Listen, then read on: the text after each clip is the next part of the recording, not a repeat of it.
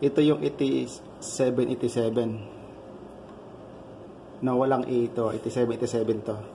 So pagsamahin natin ito yung 86 saka 87, pagsamahin natin.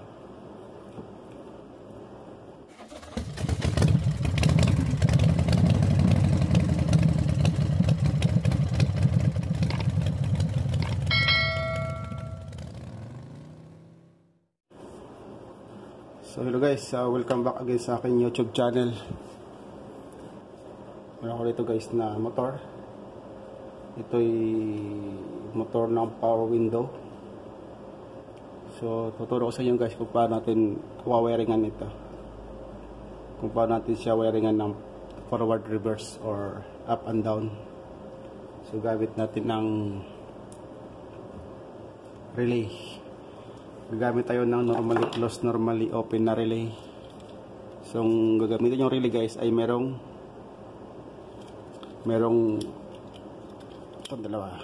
Merong 87 or meron siyang 87A na tatak. Kung mapapansin nyo guys, kita ba? Hindi siya mapokus. So, ayan na. Diba? Yung ito sa gitna, ito 87 to. Ito 87, 87, tapos ito 86, 85, 30. Ang kailangan yung reeling gamitin guys ay meron siyang 87A. Meron siyang normally closed. Ito yung normally closed to yung may 87A. Tapos itong 87 lang, ito yung A open. Bagay ano siya, saka lang siya magkakaroon ng supply ito pag nag-engage itong pag nag-trigger ang relay. So bali dalawa yan eh. Basta yun ang kailangan niyo guys, yung mayroong normally closed, normally open na relay. Basta meron siya tatak na 87A 87A saka 87. Kasi yung ordinaryong relay wala siyang tatak na A, puro siya 87 lahat.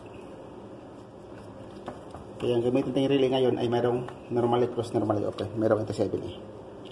So, kailangan natin ng dalawang relay para mapagana natin itong motor. Power window motor. Kailangan natin yan. Kailangan natin ng dalawang relay. Para ito magti-trigger ng up and down galing sa switch. Para yung galing sa switch ay ground na magkukuman. So meron ako ritong gawa ako ng ano guys, ng diagram. So sa basic muna tayo.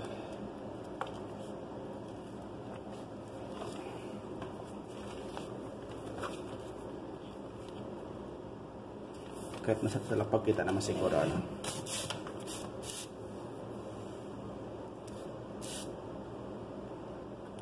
Yan. So ito yung ito siya guys. Ito yan eh. Ito siya. Ito yung relay. Ito yung loob ng relay guys.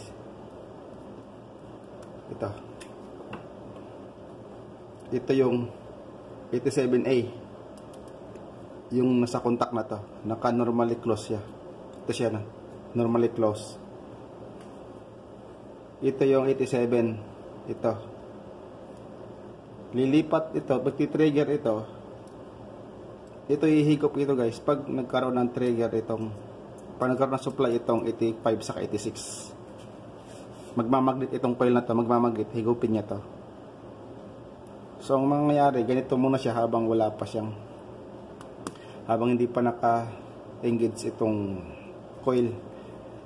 Ito yung diagram niya guys. Pwede nyo siyang isama yung 86, pwede nyo ilagay, pwede nyo siyang hiwalay. Pag hiwalayin, pwede nyo ilagay sa accessories. Tapos yung 87 sa battery nakarekta. Yan. Ito yung output natin, yung 30. So para mas madali, isa sa isa gumawa ko ng magkasama na yung Yung 87 saka 86 pinagsama ko siya sa supply accessories siya. Pansinin nyo, ayan na, pinagsama ko siya, yung 87 saka 86. Tapos yung 85 ng coil, yan o, di ba yung coil natin sa 86, 85, yung 85 yun ang gamitin ko switch. Ang magti-trigger sa switch ay ground, negative. So ang output niya ay 30.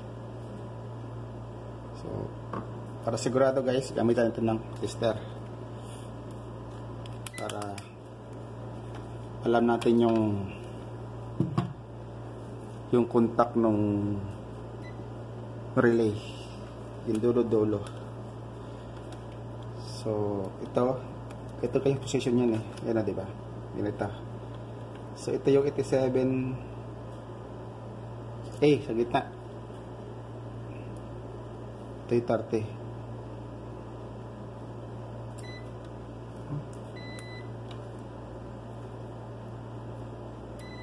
Ayan na, diba? Kasi ito yung dulo nung itong sa gitna 87, ito siya. Ayan na.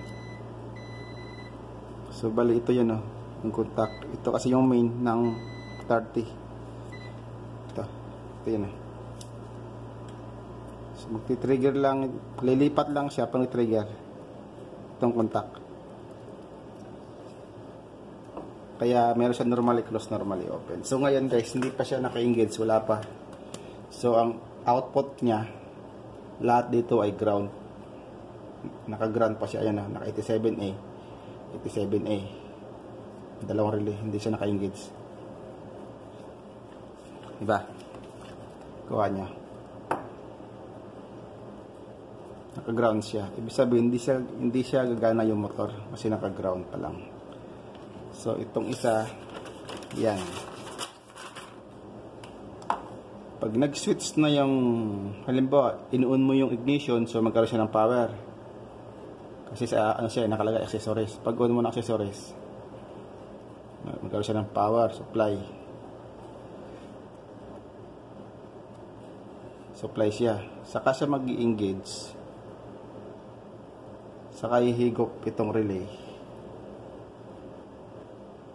Ihigop siya, lilipat. Paghigop, lilipat ito. Ayan o. Paghigop niya, ito. Lalapat itong 87 sa kaya 30. So, papasok pa yung positive. Ay, yung kabilang relay, hindi siya naka-engage. So, ang contact na sa 87A pa. Nakaganito pa yung contact niya. So, ang motor ay ikot ng pataas. Diba? Pag pinutan din ng switch ng up, so, tataas siya, ikot siya ng pataas.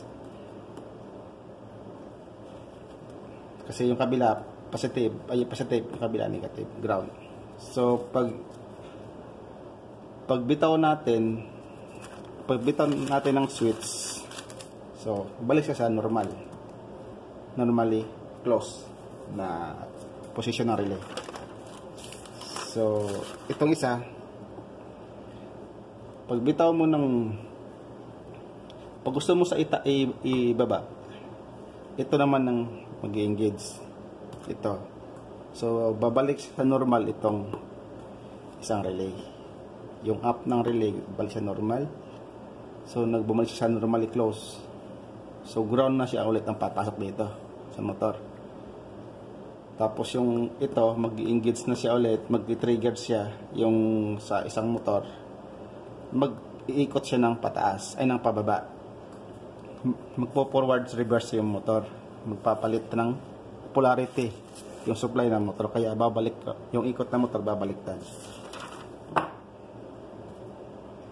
Ayun na, pag pindot nyo, bababa siya, mag-trigger to. I-trigger to. Bababa. Pag pindot mo nito, ito ang mag-trigger, balik siya sa normally close. Tataas siya. So, di ba, parang madali siya tingnan pag sa diagram. So, ngayon kasi actual natin para mas madali nyo makuha. May actual, may theory. So, bali ito yung motor. Di ba dalawa lang yung kondisyon ng motor eh. Pasuplayan mo to ng negative, ito positive. Isang direksyon lang siya. Kailangan mo siyang baliktarin ng connection ulit para bumalik yung ikat. So, di ba isa na yung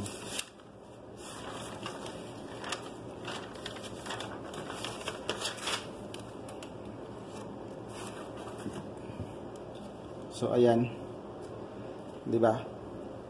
Sa accessories. Lagyan natin ito na yung accessories natin. Yung battery na to.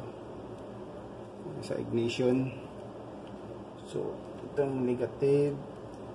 Yung ground. Ito yung positive. Yung kulay pula. So, wawiringan natin. Mag-wiring tayo. So, ang 30 ay ito ng motor, ay ng relay. So, itong kulay blue 30. Ganon din yung sa isa 30. So, ito ang magiging papunta sa motor. Ito magiging output natin. Ito magiging output natin itong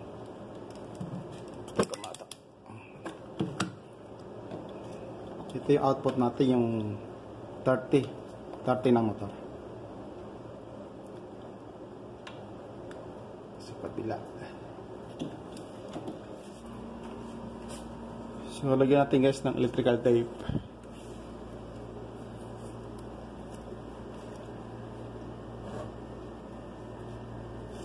Para hindi mag-short.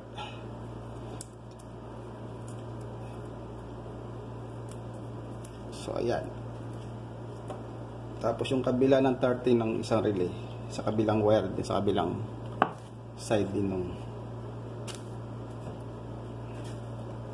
relay.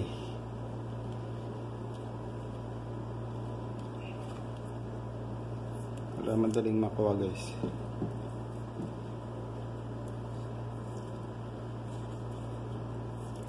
Kasi yung isang video ko nung isang in-upload ko sa YouTube, yung isa doon medyo magulo yung kasi yung ginamit kong relay walang socket, kaya medyo mahirap sa sundan.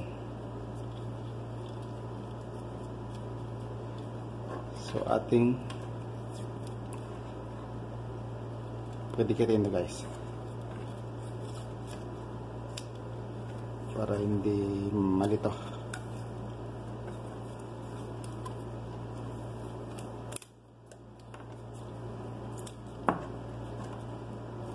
Yan.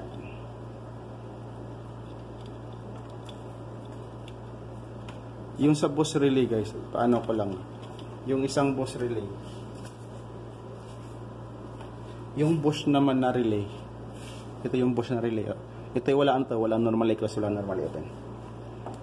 Ano ko lang, i-explain ko lang, papaliwanag ko lang. Yung 30 niya nasa, di ba? Pansin niyo ito, yung 30 nito dito sa taas, baliktad. Hindi siya nakalagay sa may bracket na to. Baliktad siya. Kaya kailangan sa number kayo susunod, hindi sa position ng relay. Number ang susundan nyo.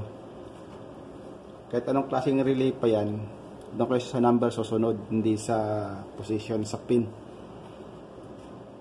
So, balik tayo guys. So, bali yung ito yung 85. Dito. Pareho lang yan eh. So, bali ganito ang position ng relay. So, ito yung 85, yung puti. So, 85. Pwede rin naman itong 86, yung itim, ito yung gagawin trigger. Sa switch. Pwede rin ito, pwede rin itong, kahit magkabaliktaran nitong 85-56, walang problema, maalin dito yung gawin mong ground, maalin dito yung gawin positive. Wala namang problema. So, para di malito, itong sundan natin. Para hindi kayo malito, baka mamaya So, ito yung 86 tong puti. So, ating ilagay ito ito magiging switch natin mamaya. So, bali, ito yung posisyon natin. Para makuha. Yan. Ito yung 87. Na walang A ito. 87 to. So, pagsamahin natin. Ito. Yung 86 saka 87. Pagsamahin natin.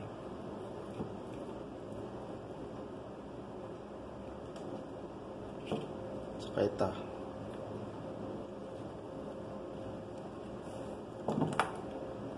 Ulit kita.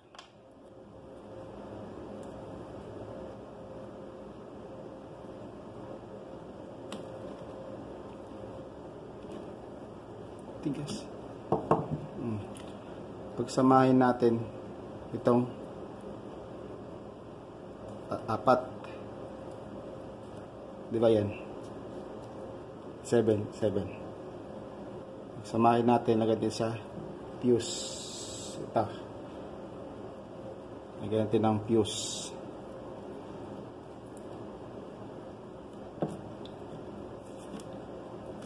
Pwede nyo sa paghiwalayin. Pwede nyo paghiwalayin ito. Pwede nyo sa gawin itong accessories. Pwede sa yung 87 direct sa battery. Tulad sa pinakita kanina ng isang unang diagram kong ginawa. So ito naman po sa battery. Sa ignition, sa accessories. Ito. Pwede natin ang fuse. So ito yung 87A. Diba? Pagsamahin natin din. Ito ang gawin nating negative ground. So bali ito yung switch na to. Meron ako rin itong switch na toggle switch. Tatlong pin, single lang siya. Kasi meron ding switch guys na yung toggle switch na 6 ang paa. Pwede rin gamitin switch yon sa power window. Kaso nga lang, yun walang relay yun Hindi ka gumamit ng relay lang, pwede. Kaso nga lang, siyempre pag ihina yung switch, nalulusaw. Kaya kailangan talaga ng relay. So ito sa kabila natin lalagay. Maluwag.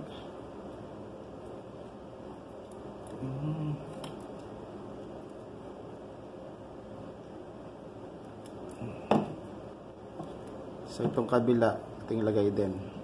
Ito sa kabila naman. Ito yung magiging up and down yung switch.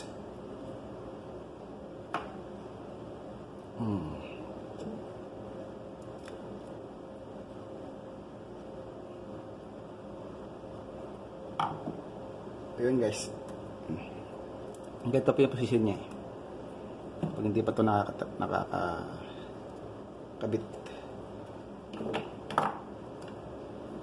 So, yan na. So, pagsamahin natin to yung switch saka yung 87A. Pagsamahin natin connection. Ito ay ground. Negative. So, ito siya. Negative. Diba?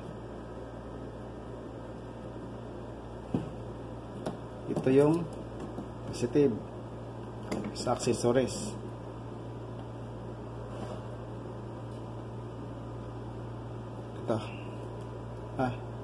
Ito fuse.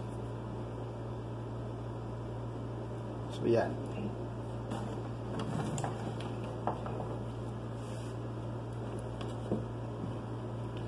So alisin na natin ito.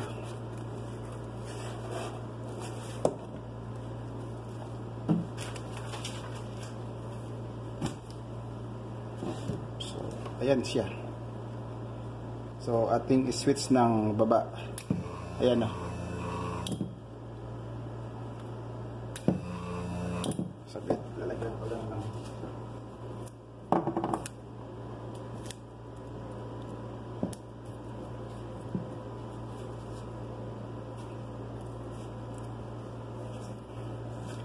Yung sa switch pala guys, ang gamitin nyo yung yung spring type, yung bumabalik. Kasi ito hindi bumabalik. Yung kailangan nyo yung bumabalik siya ng kusa, yung may spring. Yun ang kailangan yung switch. So ayan guys, taas natin. Ayan, diba? Taas. So baba, ang ikot baliktad.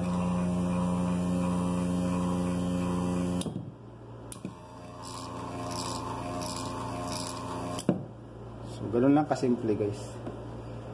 Ganun lang kadali mag-wiring ganun lang kadali pagganahin yung power window. Up and down niya.